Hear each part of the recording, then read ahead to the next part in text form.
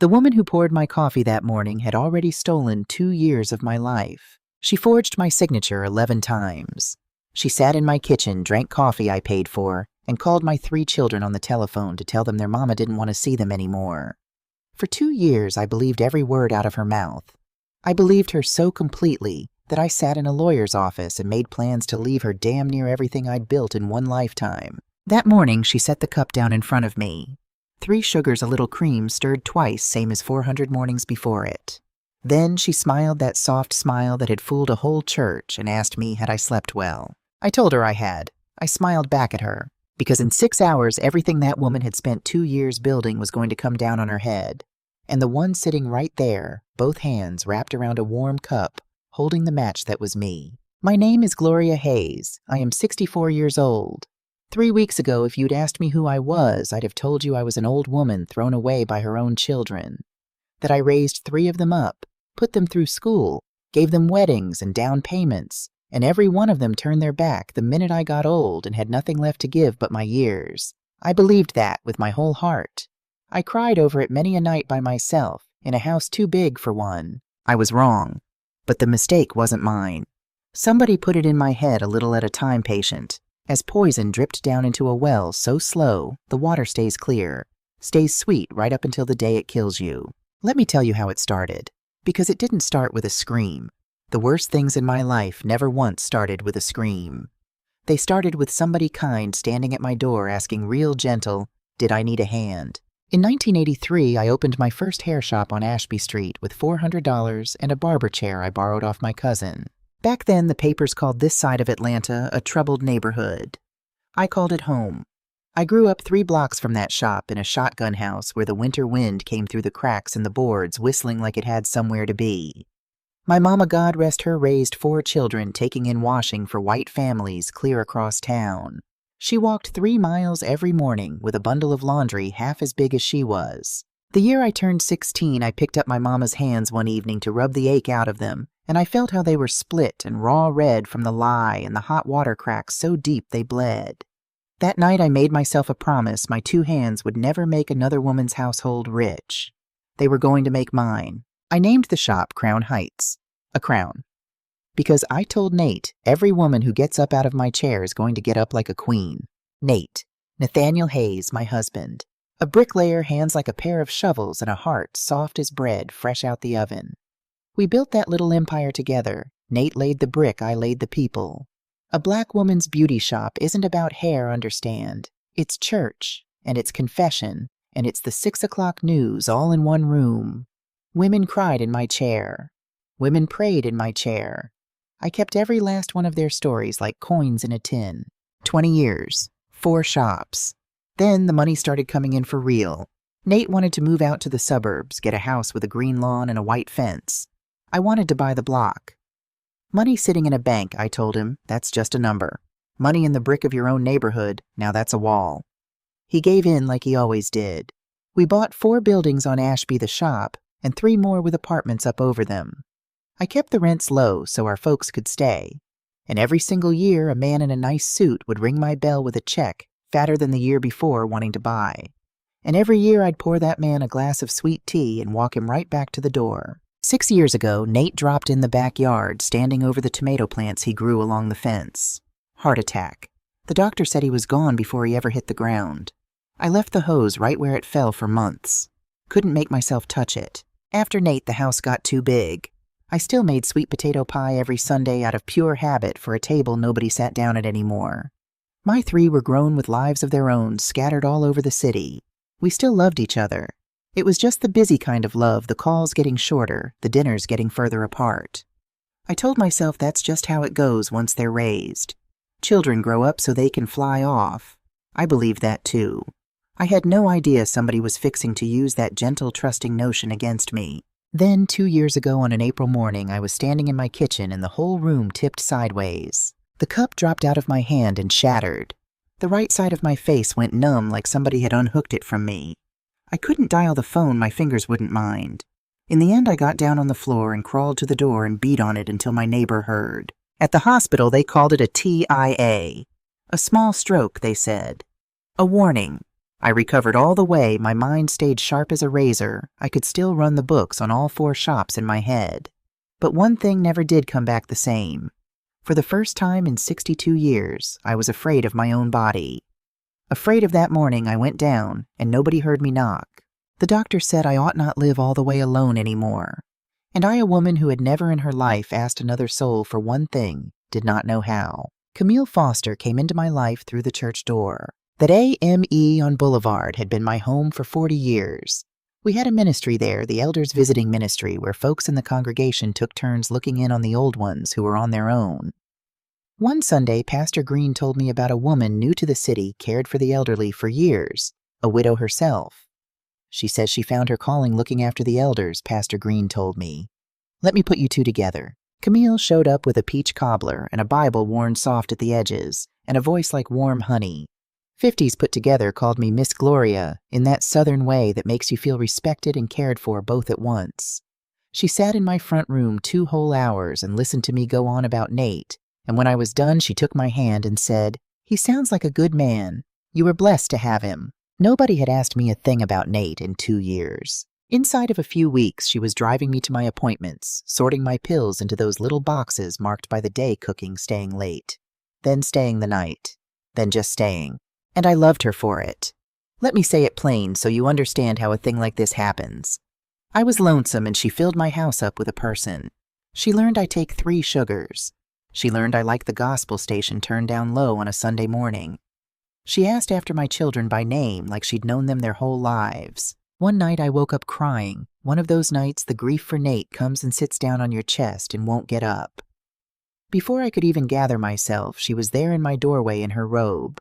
She sat on the edge of my bed and held my hand until it passed humming one of the old hymns low the way my own mother used to. "You're not alone," she said. "Not anymore. I have thought about that night more than any other, because she'd have had to hear me from clear down the hall and get up and come. And every second of that kindness that woman was doing arithmetic. I was crying over my dead husband, and she was counting. Then one afternoon she sat down next to me soft and tender, and she said, "Miss Gloria let me handle the telephone and the mail for you. These scammers they call on old folks all day long now send all kind of mess through the mail.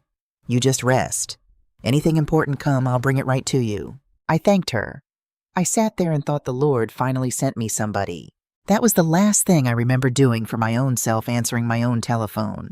After that day, every voice from the outside world that wanted to reach me had to pass through her first. I didn't know. How was I supposed to know? When somebody means to lock you away, they don't use chains. They use kindness. My 3 children are named Andre, Renee, and Deshawn. Andre's the oldest 43 athletic director at a high school. He got his daddy's shoulders, and my hard head, that blunt way of speaking, I used to think was a strength until I got old enough to see how it can wound a person, too. Renee's my middle child, 40, and I see you, nurse raising 2 babies on her own. And Deshawn, my baby, 35, plays music and teaches it at a community center, my dreamer, my tender-hearted one, the one who used to climb up in my lap every time it thundered. I lay their names out for you like that so you'll remember they were real people. Because over the next 2 years I would forget it myself. I would let a stranger paint my 3 children into 3 shadows, and I'd come to trust those shadows more than my own flesh and blood. It started so small you couldn't rightly call it a thing. One afternoon, Camille hung up the phone and let out a sigh. "That was Renee," she said. "Can't make it this weekend either. Stuck on shift." She hesitated. "It's nothing, Miss Gloria." I asked what my daughter had said. She dropped her eyes. She sounded a little short. "Don't take it to heart. She's probably just tired." And I sat there thinking about my girl. And for the first time in my life, I felt a thin little thread of anger toward her. Just a thread. But Camille had laid the first brick. With Deshawn, it was different. My baby had borrowed money from me one time, $3,000 to fix a broke-down car, and he was so ashamed his face went red asking. I gave it to him without a second thought. He's my child. But in Camille's mouth, that one time grew and grew. Deshawn called again. I told him you were resting. He was asking about, well, never mind. "Miss Gloria, I'm no one to judge but a person who only calls when he needs money." She never once finished the sentence. She left me to finish it in my own head. That was the cleverness of it. Then came Andre. One summer evening he showed up without calling first. stood in the middle of my front room, shoulders tight, and he didn't ask me how I was doing. He asked, "Mama, what's this about the Ashby buildings I heard somebody's been by asking to buy?" I told him that wasn't his to worry about. "Mama," he stepped toward me, his voice picking up speed. "Promise me one thing. Don't you sign a single piece of paper anybody puts in front of you without calling me first. Not one thing. You hear me?" In the kitchen, I saw Camille stop wiping the dishes. She didn't say a word. She just watched. Andre and I got to fussing. He said things I took for disrespect. "You're not as sharp as you think you are. Let me manage it for you." And what I heard was a grown son crouched and ready to spring at what I had. I put him out. On his way to the door, he turned and looked at me one time, a look I would not understand until much later, and then he stepped out into the dark. That night, while I was still shaking with anger, Camille poured me a cup of warm tea, sat down, and said real quiet, "Miss Gloria, I hate to even say it, but a few days back Andre called me, asking about your account balance. It didn't sit right with me. I'm sorry, I shouldn't have told you." And that was that. In my mind, Andre, my stubborn firstborn, became the dangerous one. The one counting his mama's money before his mama was even in the ground. Looking back now, I see how naked the truth of it was. Every bad word about my children, not one came straight to my ear. Every one of them passed through a single mouth. I had stopped speaking to any of them directly at all. I only heard about them, and the one telling it every time was her. Then came the night I would give anything to wipe out of my memory. Deshaun came to the door. It was raining.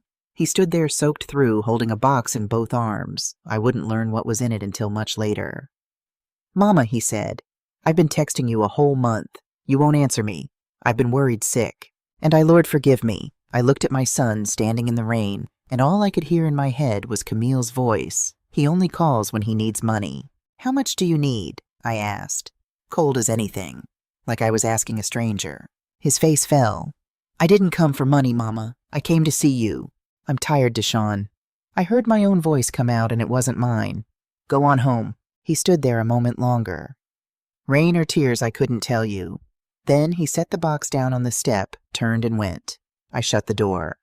Camille came up behind me and laid a hand on my shoulder. "You did the right thing," she said. "You've got to protect yourself." By the next morning, the box was gone from the step. Camille said she'd thrown it out. I didn't ask another thing. After that night, my children thinned out, and then they were gone. I told myself they made their choice. They abandoned me. I had no earthly idea they were still calling. Those calls just didn't ring through to me anymore. Camille filled up every empty space. Bertie Bernadine Coleman, my best friend of 40 years, my old head stylist at Crown Heights, came by a few times, and every time Camille told her I was resting and to try another day. Then Bertie stopped coming too. I went to church less and less. "It's your hip, Miss Gloria. You can't sit in them pews that long." My whole world shrank one block at a time until it was one house and one woman. The last block to go was the shop. Crown Heights was mine, the first one on Ashby, and I'd gone in near about every day for 40 years, long after I had managers to run it for me. It wasn't work. It was where I was somebody. Where women had called me Miss Gloria before Camille ever did and meant something different by it. Camille said the standing was bad for my hip. She said the chemicals, the fumes, weren't good for a woman my age. She said Bertie and the girls had it well in hand, and didn't I want to rest? First it was every other day, then once a week. Then I'd look up, and a whole month had gone by without me smelling that shop, the relaxer and the shampoo and the hot comb, the smell of my whole life, and I'd feel the pull to go. And Camille would have a reason, always a soft one, always for my own good, why today wasn't the day. A woman who doesn't go anywhere doesn't have anybody asking after her. That's how it works. You don't notice a person's gone missing when you're already used to not seeing her. Camille didn't just take my children and my friends. She took the one place where 300 people would have noticed the light going out of me. She closed every window in my life, one at a time, so gentle that I helped her latch them. Camille had a nephew, she said, Tremaine, maybe 28, real good with computers. He came around fiddling with my phone with the tablet Renee gave me for Christmas. "Cleaned out a few hundred junk emails for you," he said, never once looking me in the eye. "Set a couple things to run automatic, keep it tidy." I thanked him. I didn't know one word about any of that machinery. I didn't know what keep it tidy even meant. There were things I should have caught. One day I heard Camille on the phone out on the porch. Her voice gone different, sharp, hurried something about medical bills, and has to be done before the end of the quarter. She saw me and switched right back to honey. Another day, she pulled a brand new car into my drive and said it was just a rental. And one afternoon, she laid a stack of glossy papers on my table, a logo that said Halstead Group, and said light as air. "These are nice people, Miss Gloria. They say they can help you sell off some of them buildings, take the weight off you in your old age. You just think on it." I waved it away, but she never rushed. She just set the brick down and waited. That year on my birthday, not one of my children came. No card, no phone call. I didn't know those cards had come, they just never reached my hand. I sat by the window the whole day waiting on a bell that never rang. And when the sun went down, Camille came out of the kitchen carrying a little cake with candles humming happy birthday in that sweet voice of hers. She set it in front of me and took my hand. "Your children forgot you," she said, "but I didn't. I'm right here, Miss Gloria. I'll always be right here." I cried. I cried out of gratitude.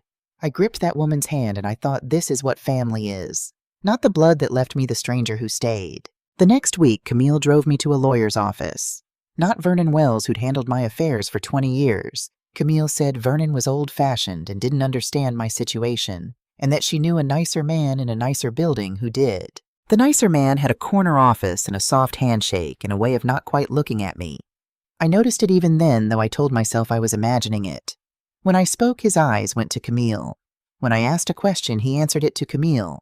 He called her by her first name like they were old friends, and once when I fumbled with a page, he said, "Camille, why don't you help her?" The way you'd say it about a child. I sat in that leather chair and told him I wanted to change my will, that my children had abandoned me, and I wanted to leave what I had to the one who'd stayed. He slid a folder across the desk, already drawn up, already typed, as if he'd known what I'd say before I said it. Most everything to Camille Foster. A small piece set aside for the church. "So it looks right," he said, and then caught himself and smiled.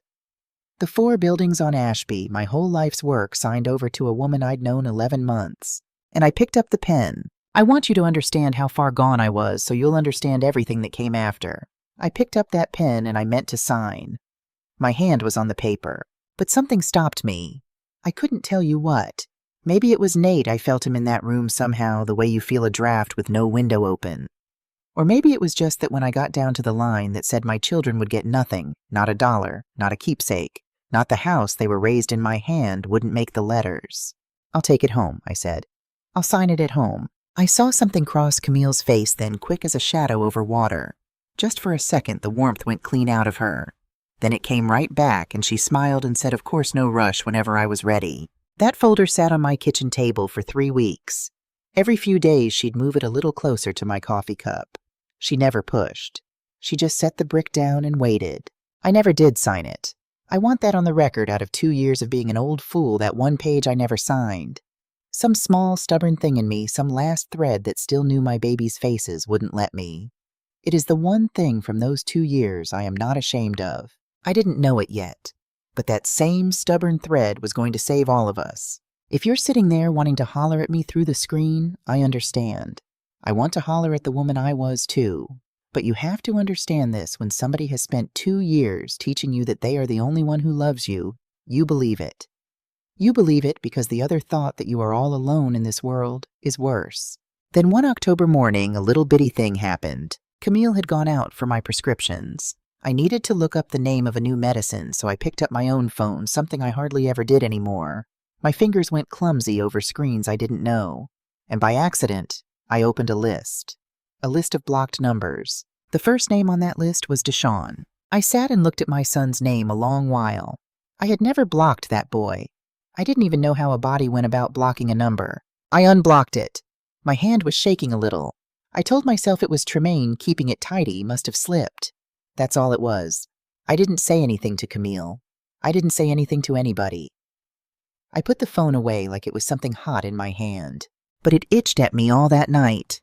My own son's name sitting on a list I never made. I told myself it was nothing. I have been wrong about a lot of things in my life, but I have never been more wrong than the night I told myself that was nothing. I couldn't let it go. That was my whole trouble in life, and it was also my saving grace.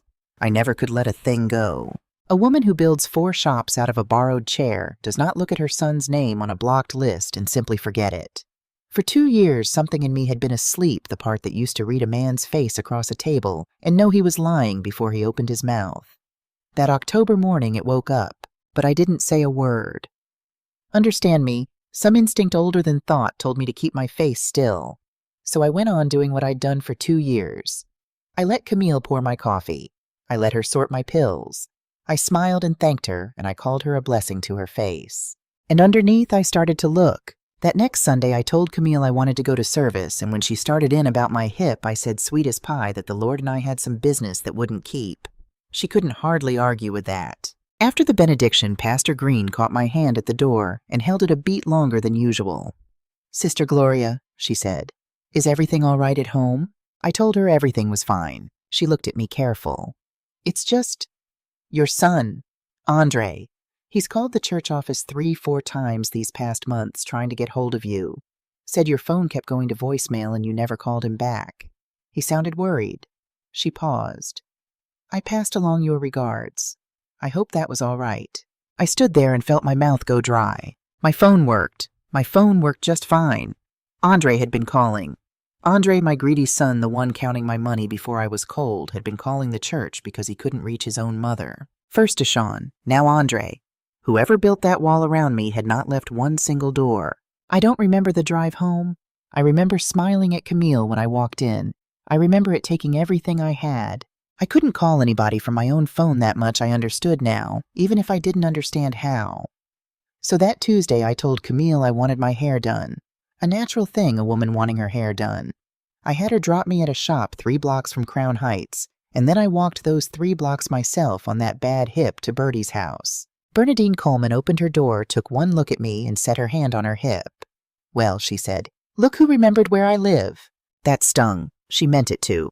"Bertie," I said, "I need you to talk to me straight." She sat me down at her kitchen table, poured 2 cups of coffee, neither of us touched, and she talked to me straight. "Gloria, I have been calling you for a 1.5 years. That woman tells me you're resting, every single time. I came to your door you know how many times. She turned me around on your own porch like I was selling something." Bertie leaned in. "And you're Renee. That child's been texting me for a year asking did I know why her mama won't answer her. I told her I didn't know. I thought God forgive me. I thought you'd gone and got proud with all of us." The pieces were coming faster now. Renee short and cold on the telephone. Renee, who had never been short with me a day in her life. My girl had been reaching for me for a year, and I'd been sitting in my kitchen letting a stranger teach me to resent her. "Gloria," Bertie's voice dropped low. "Who is that woman? Where did she really come from? Because I have been in this business 40 years right beside you, and I know a hustle when I smell one. That right there is a hustle." I didn't answer. I couldn't. But I already knew where I had to go next. And it wasn't to the beauty shop. I went to the bank. I hadn't set foot in my own bank in the better part of a year. Camille handled it. Camille handled everything. The young man at the counter smiled when he saw me. A nice young man knew my name. "Good to see you, Miss Hayes," he said. "Is the power of attorney to Ms. Foster still current, or are we making changes today?" I kept my face still. 40 years of walking men to the door with a smile, it was good for something. "Let me see the account," I said, "all of it." He turned the screen toward me. And I looked at a year of my life I had never lived. Transfers I never made. Checks I never wrote. A line of credit, a mortgage taken against the building on Ashby that held my very first shop. And a file flagged and pending, waiting on one last signature, an agreement to sell all 4 of my buildings to the Halstead Group for a number so far below their worth, it stopped my breath. "The power of attorney," I said. My voice came out level. I still don't know how. "You've got that on file." "Yes, ma'am. Signed and notarized right here." He turned the screen once more, and there it was. My name in my own hand, a hand I'd have sworn on the book was mine, signing the whole of everything I owned over to a woman who called herself Camille Foster. I never signed that paper. I never once in my life sat before a notary for such a thing. But there was my name, clean as a bell. Here is what I did not do. I did not fall apart at that counter. I did not scream or weep or tell that nice young man to call the police. Because standing there staring at my own forged name, the last of the fog burned off, and what was left underneath was cold and clear and mine. This was not a lonesome old woman being neglected by her children. This was a robbery. Somebody had spent 2 years walking me patient and gentle toward the day I would sign my own life away, or the day they'd sign it for me. And they were nearly there. A frightened woman makes noise. I had made noise my whole young life and learned better. You do not tell a man across the table that you've caught him. You let him keep dealing. You smile, and you count the cards, and you wait on your moment. "No changes today," I told the young man. I even thanked him. Then I went home. I let Camille take my coat. I told her the bank was a little mix-up over a statement, nothing to trouble herself over. I sat at my own kitchen table and let that woman cook me supper, and I ate every bite, and I told her it was good. And when she'd gone up to bed, I sat in the dark a good long while. Because there was one room in my house, she always kept locked the little room off the hall where she did her paperwork.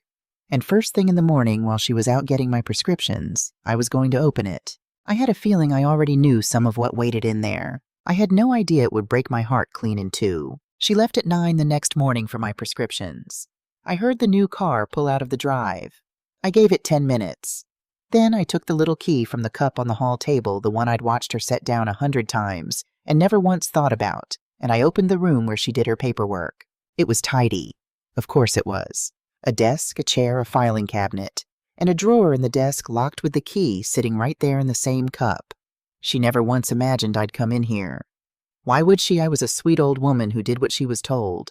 I opened the drawer. On top was a stack of envelopes bound with a rubber band. Birthday cards. Unopened. The one on top was addressed in a hand I'd know anywhere, big looping letters that never did learn to sit straight on a line. Deshawn's hand. He'd been making me birthday cards since he was 6 years old. I slid my thumb under the flap and opened it, the first soul to ever open it a year too late. Inside, in that same crooked hand, "Happy birthday, Mama. I don't know why you won't talk to me anymore, but I'm not going to quit trying. You're my mother. I love you no matter what you do. Your baby boy." He'd drawn a little music note beside his name, the way he'd signed things since he was small. Underneath more. Letters folded fast and uneven, Renee writing between shifts the way a nurse writes standing up no time. A card with a pressed flower taped inside. I unfolded one. Renee's nurse hand fast and slanted, "Mama, I have called and called. If I did something, just tell me and I will fix it. Naya asks about you. Little Nate asks about you. I don't have but a minute between shifts, but I would drive across this whole city for 5 of yours." The date at the top of it was 8 months gone. And a box. The box. Cardboard gone soft at one corner from the rain. I knew it before I lifted the lid. It was the box my son had set on my step that night, the one I'd let him walk away from into the dark. Inside was a CD, the kind you burn yourself, my son's handwriting across it in marker. For Mama, the old songs for when the house gets too quiet. He'd recorded them for me. Every gospel number I used to sing him to sleep with when it thundered. So I wouldn't be alone in this big house. And under the CD, loose a handful of paper. Crayon. My grandbaby's drawings. The top one was little Nate's. Nathaniel, 7 years old, my Nate's namesake. He'd drawn a house, my house you could tell. He'd colored the door red like my door, and a tree and a gray-haired lady out front with a smile too big for her face. Across the top, in a child's careful wobbling letters, Grandma's house. There were 4 of them. 4 drawings. 4 times a little boy had sat down and made a picture for his grandmother, put it in the mail, and gotten nothing back. At the bottom of the drawer, I found the old phone, the one Tremaine had replaced to keep things tidy. It still held a charge. I turned it on. There were voicemails. A little number in a red circle, more than I could count. I pressed the first one. "Mama, Deshawn." His voice was careful, the way you speak to somebody you're scared of losing. I don't know what I did. Whatever it is, I'm sorry. Just call me back. 1 minute. That's all I'm asking, Mama. 1 minute. A pause. "I love you." I pressed the next. Renee. Behind her voice, I could hear a hospital, a monitor beeping, somebody paged overhead. "Mama, it's me. I'm on my break. I got 4 minutes. There was a tiredness in her that went all the way down to the floor. "I don't know what's going on over there, but I am scared for you. If you can't call, just text me 1 word. So I know you're all right." A pause in the beeping. "Okay, I gotta go. I love you." I pressed 1 more. A child breathing right into the phone the way children do. "Grandma, how come you don't pick up? I drew you a picture of your house. Mama says maybe you're busy." A long silence. "I miss you, Grandma." I sat down on the floor of that little room. I sat there with 2 years of love in my lap. Love that had come to my house again and again in envelopes and a box and a child's crayon, and been caught at the door, and locked in a drawer 6 feet from where I slept. 2 years. And I had cried at my own window because nobody loved me and thanked the woman who had my grandbaby's voices locked in a box. I don't know how long I sat there. When I got up, I was not crying anymore. I put it all back. Every card, every drawing, the CD. The phone exactly as I'd found it. The rubber band the same way around. I closed the drawer, locked it, set the key back in the cup. Then I washed my face and put the coffee on, so that when that woman came back through my door, all she'd find was a sweet old woman who'd had a quiet morning. Because I'd learned something at the bank and the drawer only made it truer, you do not let a snake know you've seen it. You watch where it sleeps. And then you decide what you mean to do. But first, I had to know exactly what I was dealing with. That afternoon, I did the hardest thing I'd done in 2 years. I called Vernon Wells. Vernon had handled my affairs for 20 years until a woman I trusted steered me to a better office, and I let a good man go without so much as a phone call. He picked up on the second ring, and when he heard my voice, he didn't say one word about the 1.5 years of silence. He just said, "Gloria, thank God. Tell me what's wrong." I told him a piece of it. The power of attorney I never signed. The name Camille Foster. The line went quiet. Then Vernon said slow and careful, "Gloria, I want you to sit tight. Don't sign anything. Don't say a word to her. Let me make some calls. I need to find out who this woman really is." I didn't have to wait on Vernon. 2 days later, the boy came to me, Tremaine. He caught me alone in the yard while she was at the store, and he wouldn't look at me, and his hands were shaking worse than mine ever have. "Miss Gloria," he said, "I got to tell you something, and then I got to get gone before she finds out I told you." I told him to say it. "You remind me of my grandmother." His voice cracked clean in half on the word. "She raised me, and I've been sitting in your house a year watching you get robbed, and I can't do it no more." He dragged the back of his hand across his face. "She ain't my Aunt Miss Gloria, and her name ain't Camille Foster." The yard went very still. "Her name is Carla Simmons," he said. "And you ain't the first old lady she's done this to. You ain't even the second." I stood in my own backyard where Nate had died among his tomato plants, and I understood at last the woman sleeping under my roof had never once seen a person when she looked at me. She'd seen a mark, a house, a signature, and a lonesome old woman soft enough to work. The peach cobbler. The Bible worn just so. You were blessed to have him. Every tender thing that woman had ever done to me, she had done to somebody's grandmother before me and gotten good at it. She had come hunting me from a pew in my own church, and Lord help her, she had picked the wrong old woman. Now I knew who she was. Now I knew what she'd done. What I did not have not yet was an army. I'd spent 2 years letting that woman send mine home. You don't undo that with a telephone call. Some things you have to do face to face, hat in hand. So I let Bertie set it up. One Saturday, while Carla believed I was at the shop getting my hair done, Bertie drove me downtown to Vernon Wells' office. And waiting for me in that office were the 3 children I had thrown away. Renee stood up when I came in. My girl looked tired down to the bone, 2 babies, and the night shift will do that, and she looked at me like she couldn't decide whether to hug me or brace herself. Deshaun didn't stand at all. He sat in the corner with his arms folded and his jaw set, staring at the floor. My tender one. The one I'd left in the rain. And Andre stood at the window with his back half to me the way he'd stood in my living room that summer night. He did not turn around. I said their names. My voice wasn't steady the way it had been at the bank. There is a difference between facing your enemy and facing your children. Andre turned around then. "You want to know something, Mama?" His voice came out quiet, which was worse than any shouting. I knew. 8-9 months in, I knew something was wrong with that woman. That's why I asked about the buildings. That's why I begged you not to sign a thing. He drew a breath and it shook. I filed a report. Adult Protective Services. You know what? They came back and told me that you were of sound mind and you did not wish to have contact with your son. The room went dead quiet. I went to a lawyer about guardianship. He told me I had no standing, that my mother was competent and had every right to refuse to see me. So I hired a private investigator. $11,000 of my own money. And every door that man knocked on, she had already been there first. His eyes were wet now and furious. I stood right there in your living room and told you to your face that something was wrong. And you called me greedy. You called me greedy, Mama, and you put me out of your own house. And you kept her. I had no words. What is there to say? Every last thing he threw at me was true. So don't you stand there, he said, acting surprised that somebody had your back. I had your back the whole time. You just couldn't see me past her. I have sat across the table from hard men my entire life. I have never once stood so naked in front of anybody. You're right, I said. Every word of it. I chose a stranger over my own children. I looked my baby in the face in the rain, and I turned him away. I made myself look at Deshaun when I said it. He wouldn't look back. I don't expect a one of you to forgive me. I don't deserve it, and I'm not going to stand here and beg for it. I let that sit. Then I said the only thing I had a right to say. But that woman is 6 days from selling your daddy's buildings out from under this family. And when she's finished with me, she will drive to some other church in some other town and find some other old fool sitting alone in a pew. I cannot undo what I did to you, but I can put her in a cage, and I cannot do it without you.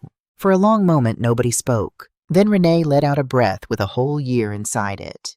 You want to know what it was like for me? Mama, I'd finish a 12-hour shift and sit in my car in the parking garage and call you every night and get your voicemail. And I'd tell myself she's tired, she's old, she's busy. For a year I made excuses for you the same way you're fixing to make excuses for yourself. Her jaw was tight. I've got 2 kids and no husband and a job where people die on me, and I still found 1 minute every single night to call my mother. And she told me you didn't want to be bothered. She held my eyes a long, hard second. Then something shifted in her, the nurse in her, the part that runs toward the emergency instead of away from it. But that's for later. Right now you're in trouble, and you are still my mother. She sat forward. So tell me what you need. I told them what I'd found. The forged power of attorney. The name Carla Simmons. The women who came before me. Renee, my nurse. My practical child went still, and then something hardened in her face that I knew because it was my own. She built all of this on you being incompetent, she said.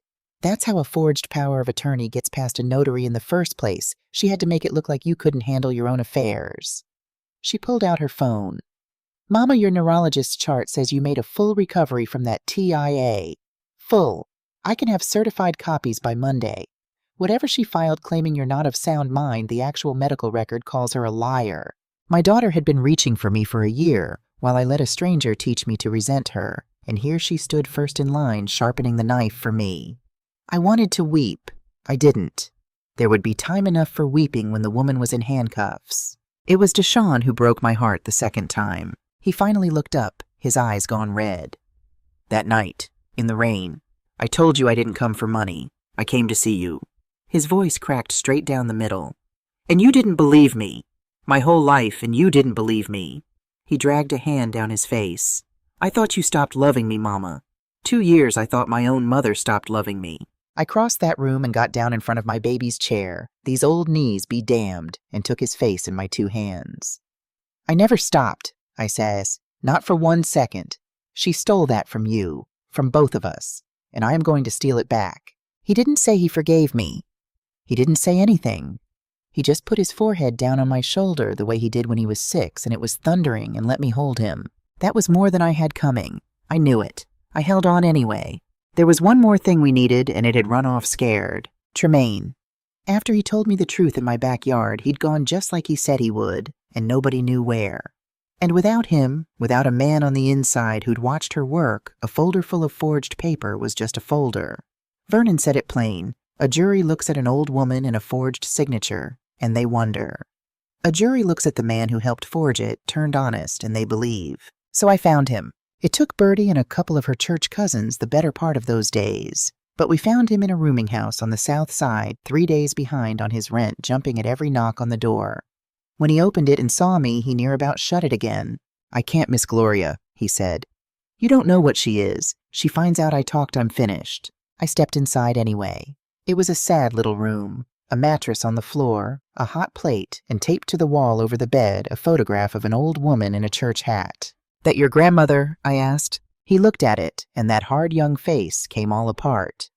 She raised me, past 2 years back. He wiped his nose with the back of his hand. That's why I couldn't watch it no more. Every time I looked at you, I saw her. I sat down on the edge of that mattress, an old woman in her good coat in a room that smelled of mildew, and I told him the truth. Baby, that woman is going to keep doing this, to grandmothers just like yours, until somebody stops her. And the only person alive who can put her where she belongs is you. She'll come after me. She is going to prison, I said. She can't come after a soul from in there, but that only happens if you help me. I took his hand the way I'd have taken my own son's. Your grandmother raised a good man. I can see him in there scared as he is. Let him out one more time, he cried then. A grown man crying over a woman 2 years gone in a room with nothing in it but a mattress and her picture. And when he was done, he wiped his face and said, "What do you need me to do?" What I needed him to do was walk back into that house wearing a wire and let her talk and let her hang herself with her own mouth. It was the bravest thing I have ever asked of anybody. He did it, and he never asked me for a dime. I paid his back rent anyway. And when it was all over, I gave him honest work sweeping and stocking at the shop where Bertie could keep an eye on him and so could I. He still calls me Miss Gloria, but sometimes when he thinks I can't hear him, he calls me something else. He calls me Grandma. I let him. We did not make our plan out of anger. Anger makes noise, and I was finished making noise. Vernon Wells laid it out like the good lawyer he is. Carla Simmons had a record as long as your armed theft, forgery, exploitation of the elderly across 2 states. There was a warrant on her in one of them. She'd skipped bail and disappeared and surfaced in Atlanta with a new name and a peach cobbler. The detective Vernon brought in already had 2 other women, both widows, both found in churches, both worked the very same way I had been worked. Here is the thing that matters, Vernon said. Everything she's done to your accounts she did on the strength of that forged power of attorney. A piece of paper. Paper we can now prove is forged with Tremaine with your real medical records and with your own sworn word that you never signed it. The moment we prove that document is a forgery, every transaction under it is void. He set his pen down. But that by itself does not put her in a cell. For that, we have to catch her committing the crime reaching for the big prize with witnesses in the room. And the big prize was the buildings. Here is what Carla never understood being a hustler and not a woman who had ever owned a thing in her life. She could forge my name on a bank slip all day long. But you cannot sell 4 buildings on a forged signature.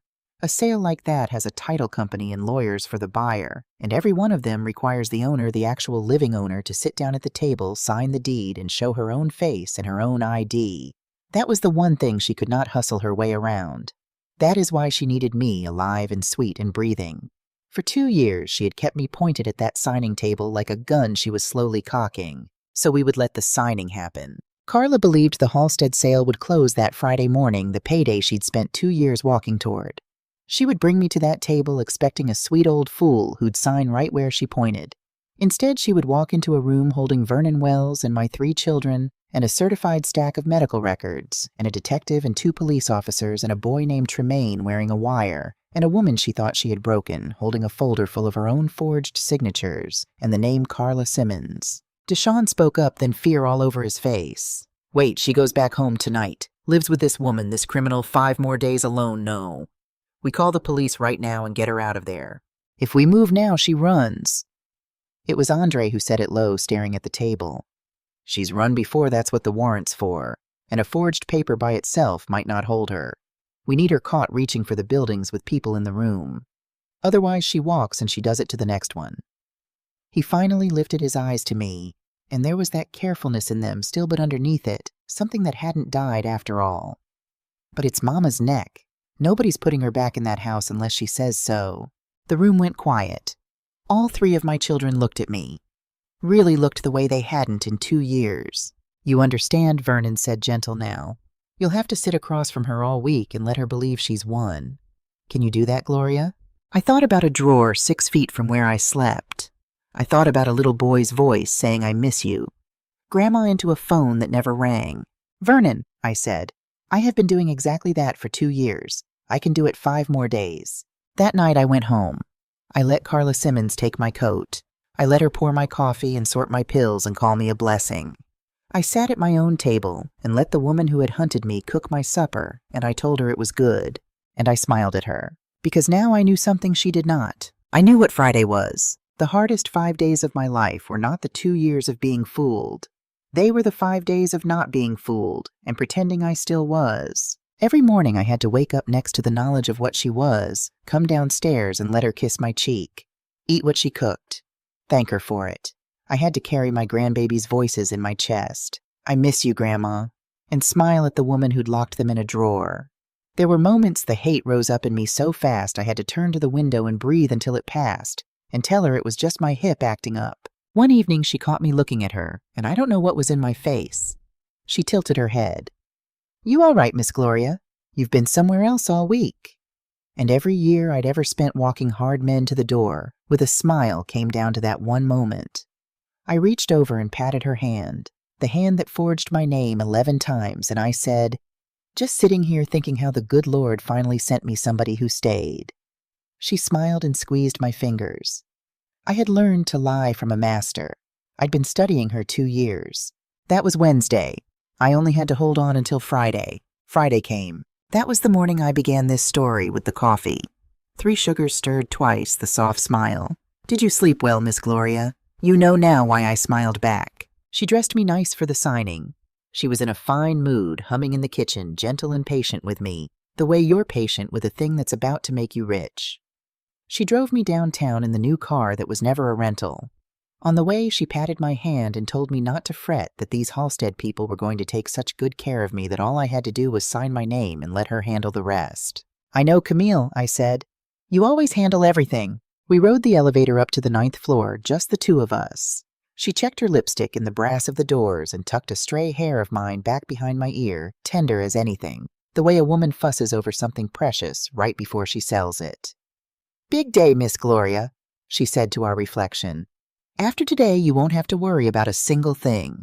"No," I said. "I don't expect I will." The title company's conference room sat behind glass on 2 walls, the whole city laid out gold in the morning sun.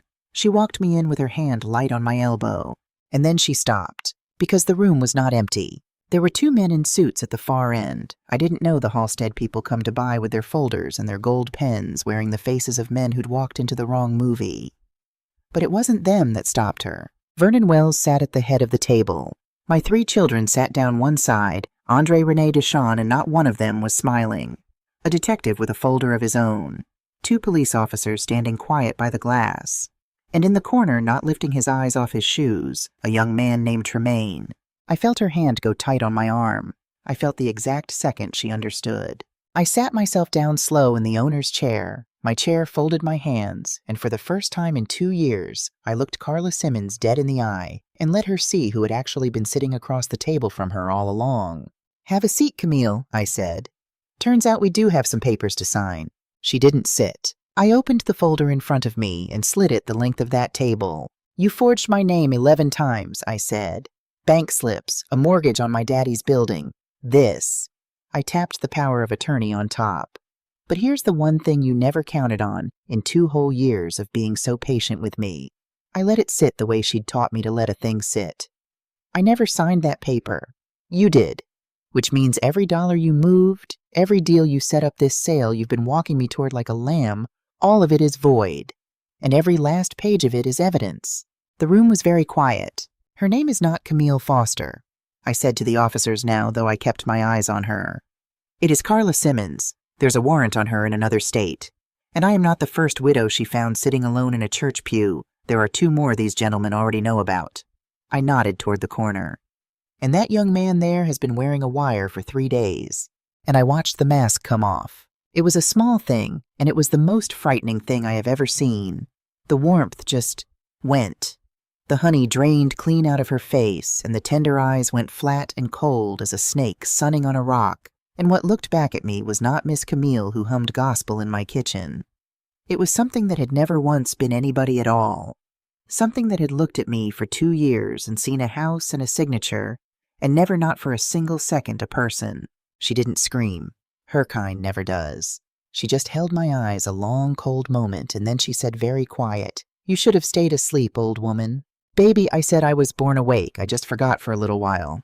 They stood her up and put the bracelets on her right there against the glass, the whole gold city behind her. The detective read it off as they walked her toward the door. Forgery, financial exploitation of an elder, and a fugitive warrant from a state 200 miles away. I don't think she heard a word of it. She kept her flat, cold eyes on me the whole way out, like she was filing my face away for some other day. I hope she does.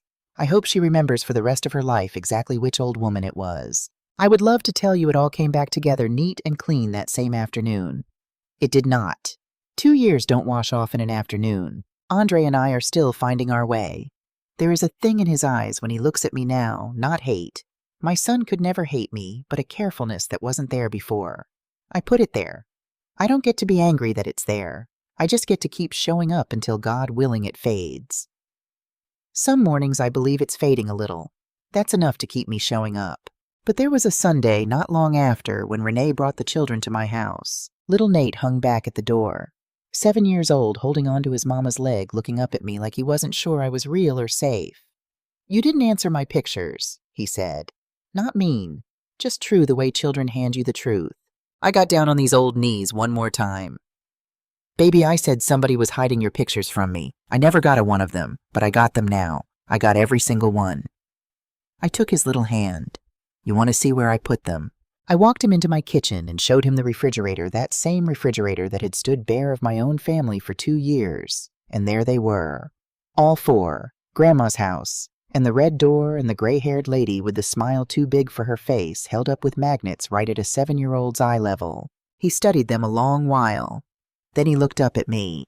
And then he turned loose of his mama's leg and put both arms around my neck. And I am here to tell you there is no signature on this earth worth what that was worth. Nia hung back in the hall. My oldest grandbaby's 16 now, and teenagers don't forgive as easy as babies do. They remember more of it. She'd texted me too that first year, and then she'd stopped. "I thought you were done with us," she said, arms crossed, trying to sound grown and not quite managing it. So I told her the truth, that I'd let a stranger make a fool of me, and that being a fool was no kind of excuse, and that I was sorry. She didn't run into my arms. She just nodded slow. "Okay, Grandma." Then she came and sat down at my kitchen table and let me fix her a plate. With a 16-year-old, that right there is a whole sermon. I'll take it. Deshaun came by on his own one evening a few weeks after. He sat at my kitchen table in the chair he'd sat in as a boy, and he finally told me about that night in the rain. He'd been calling a month, he said. Texting? Nothing. He'd driven past the house twice and lost his nerve both times. And that CD, he'd made it over 3 nights, sitting up late in the community center after his students went home recording every hymn I used to sing him. Because if he couldn't reach me on the telephone, he figured maybe he could reach me some other way. Maybe if I just heard those old songs, I'd remember him. Remember us. "I stood on your porch," he said, "and I had it all planned out. I was going to play you the first one right there on my phone. And you opened that door and you looked at me like..." He stopped. His jaw worked. "Like I was a bill collector. And you asked me how much I needed." I reached across the table, but he wasn't done. "I need to tell you something, Mama, and I need you to hear it. I know what I wrote on that birthday card you never opened. I won't quit trying. And I meant it, but a man can only stand on so many porches." His voice held steady, though the tears were standing in his eyes. I went home that night and I sat in my car outside my own place and I cried like a child. And then I told myself, that's it. She doesn't want me. I'm not going to keep knocking on a door that won't open. 2 more days, Mama. 2 more days and I'd have stopped for good. What happened in 2 days, I asked, though I already knew. Andre called me, said something was bad wrong with you and that he needed me. A small broken laugh. The brother I hadn't spoke to in a year, calling me at midnight about our mama. I sat with that a long, long while. How close it had all come. 2 days and I'd have lost my baby boy for good and never even known I'd had him to lose. And I understood finally the whole shape of what she'd done. Camille wasn't only building a wall, she was running out a clock. Every child has a limit, a last knock, a last porch, and she knew that if she kept me behind that door long enough, my own children would give up before she ever had to send them away. They would exile themselves and blame themselves, and she would just stand there in my kitchen looking like the only soul on earth who had ever loved me. She very nearly made it. Then Deshaun reached over and turned on his phone, and he played me the first song right there at my kitchen table 1.5 years too late. It was His Eye is on the Sparrow, the one my own mama used to hum over the wash tub, the one I'd sung over Deshaun's crib every time it thundered. We both cried. And then, Lord help us, we sang it off key, the 2 of us in a kitchen that finally had somebody in it again. That was the night I got my baby back. I kept the buildings on Ashby. Of course I kept them. And that first shop, the one Carla put a mortgage on, I'm turning the 2 floors above it into a place for the old ones in this neighborhood who've got nobody. A room with coffee and card tables and somebody who knows your name. Because I have learned exactly how a woman like Carla Simmons finds her prey, she finds them sitting alone. So I intend to see to it there's one less lonesome old soul in this corner of Atlanta for her kind to hunt. Nate would have liked that. He'd have laid the brick himself. These days I pour my own coffee. 3 sugars, a little cream, stirred twice.